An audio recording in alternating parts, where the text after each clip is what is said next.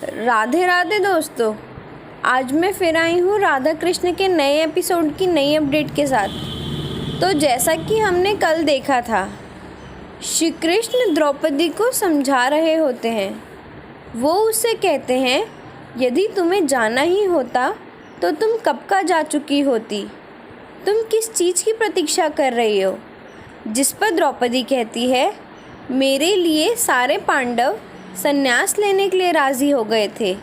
माता कुंती की आंखों में मैंने स्नेह के अश्रु देखे, फिर मैं कैसे जा सकती हूँ।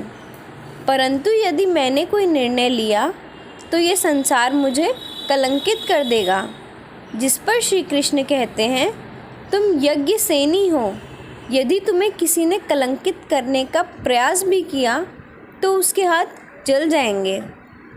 फिर श्री कृष्ण अर्जुन सहित वहाँ से चले जाते हैं और द्रौपदी को उसका निर्णय लेने के लिए अकेले छोड़ देते हैं। अगली सुबह द्रौपदी विवाह करने के लिए तैयार हो जाती है, जिस पर सभी उसे धन्यवाद करते हैं कि उसने उन सबको धर्म संकट से निकाल दिया। फिर अर्जुन श्री कृष्ण से कहते हैं, माधव, मुझे अभी भी आपसे बहुत कुछ सीखना है। मैं आपका शिष्य बनना चाहता हूँ। अब हमें आगे क्या करना होगा।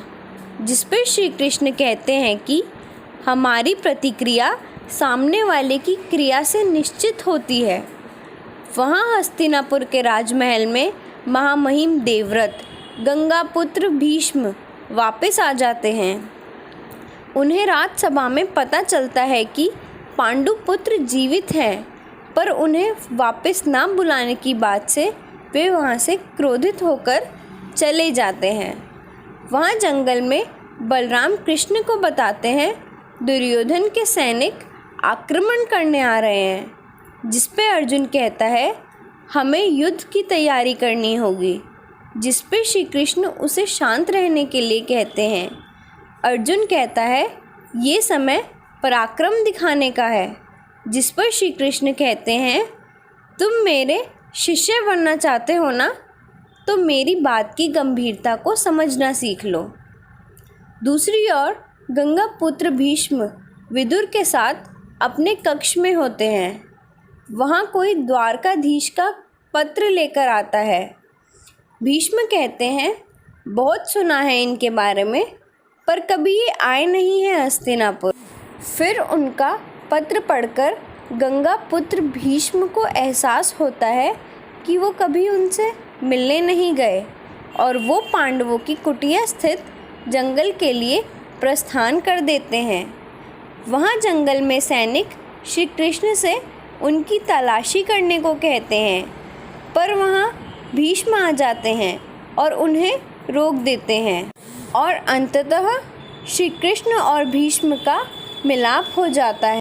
अब अगले हफ्ते देखिए, अर्जुन कहते हैं, मुझे शीघ्र ही हस्तिनापुर जाकर पितामह भीष्म से मिलना है। वहाँ दुर्योधन हस्तिनापुर का भावी सम्राट घोषित होने के लिए अग्नि समाधि लेने का स्वांग रचता है। और अर्जुन श्री कृष्ण से कहते हैं, मैंने आपके अंदर की दिव्यता को पहचान लिया है। मैं आपका भक्त बनना चाहता हूँ। जिस पर बलराम कहते हैं, तुम धर्म सारथी ढूंढने निकले थे, पर तुम्हें एक भक्त मिल गया। जिस पर श्री कृष्ण कहते हैं, बिल्कुल अच्छा नहीं हुआ।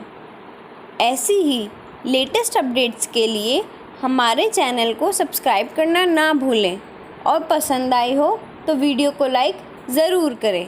धन्यवाद।